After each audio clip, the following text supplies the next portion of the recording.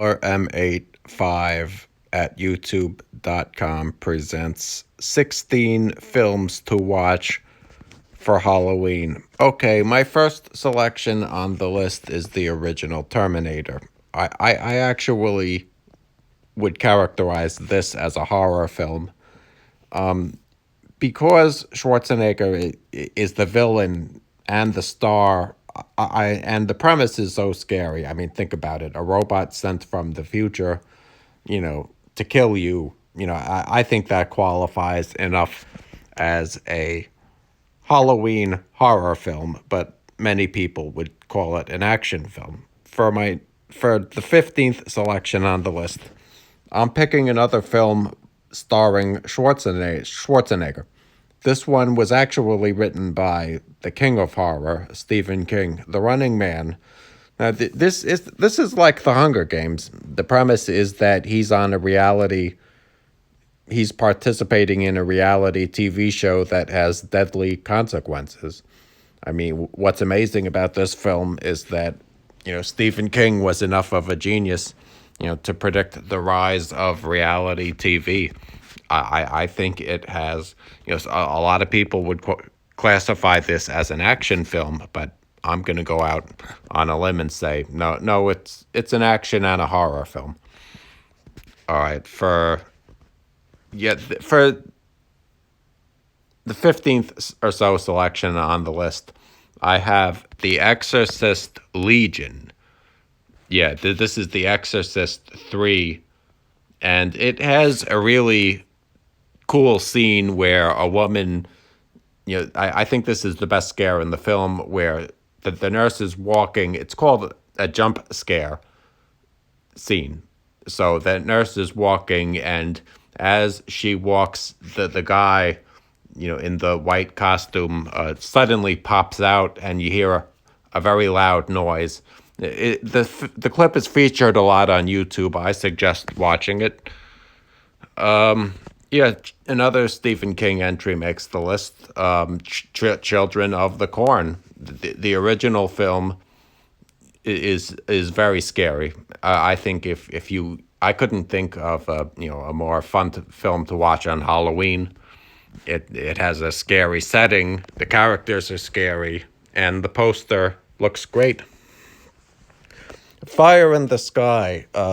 This film will claim that it's based on a true story of a teenager that claimed he was abducted by aliens.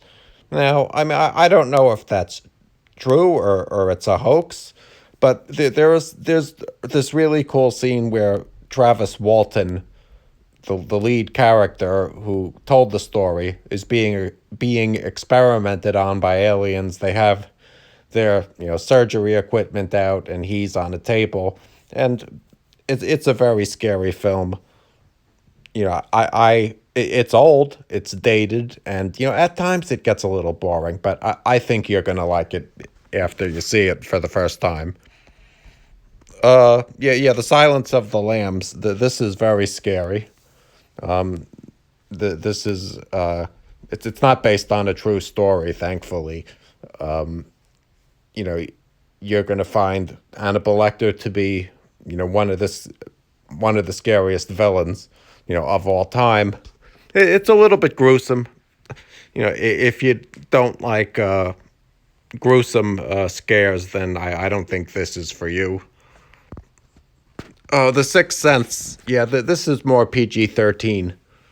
The Sixth Sense. Yeah. I would recommend seeing this. I've got to see it again. I haven't seen it probably in 15 years, but I know it's a scary movie. It's a classic that started M. Night Shyamalan's. This was the beginning of M. Night Shyamalan's long career. He's done a lot of great movies. He's a great director. Event Horizon. I think Paul Thomas Anderson directed this. And the headline, I think it's great. Infinite Space, Infinite Terror. I don't want to give too much about the film away, but Yeah, I think if you like haunted house movies like The Shining, which I forgot to put on the list, unfortunately, for some reason, you're gonna like this. 'Cause, yeah, so I mean, this also is a little bit gruesome. It has a lot of scares. I remember seeing it in the theaters, and people were jumping out of their seats. It was so scary. Village of the Damned. Yeah, I haven't seen this movie in a very long time either. I remember it was very scary. I liked it a lot when I saw it, and this is the 1990. This is one that came out in the 90s, and I think you'll like it. The Hideaway. Yeah, I haven't seen this movie in a long time either. I'm not sure of exactly what the plot is, but from what I remember, it scared me, and I'm gonna have to see it again. Oculus. This movie is about a haunted mirror. Yeah, the mirror is basically haunted, and unfortunately, they didn't make a sequel to it. I thought it deserved the sequel. It's by Blumhouse. I recommend watching this movie. Sinister. Yeah, I think this is also by Blumhouse. This was very scary. I didn't see the sequels to it, but I remember sitting in the theater wanting to leave. And I'm not sure. Oh, Scott Derrickson. He directed it. He does a lot of Marvel films. He's a talented director. I wish he'd come back to doing horror movies because this scared me a lot. Child's Play 2. This was the original film that scared me. I was terrified of that doll when I was a kid. I like this poster. That This is one of the better posters for Child's Play. And here's another poster that will scare you for Halloween. You should put this, up in your house on Halloween, and I think you'll scare your guests. Dead Silence. Yeah, this is another great horror film. I wouldn't say that it necessarily got great reviews or is considered a classic, but I like it. H20 Halloween. This is where they go to the boarding school. I found that this had it had a great cast with LL Cool J and Josh Hartnett, and Jamie Lee Curtis is in it. It had great directing. That great iconic Halloween theme song. You should definitely have a look at this. Yeah, and for my second Halloween entry, I picked Halloween 4, The Return of Michael Myers. 10 years ago, he changed the face of Halloween. Tonight, he's back.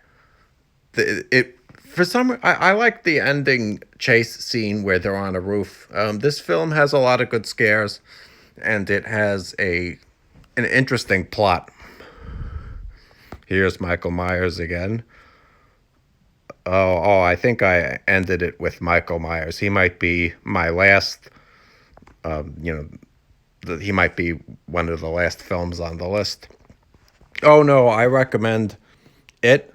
This is actually on some autograph website.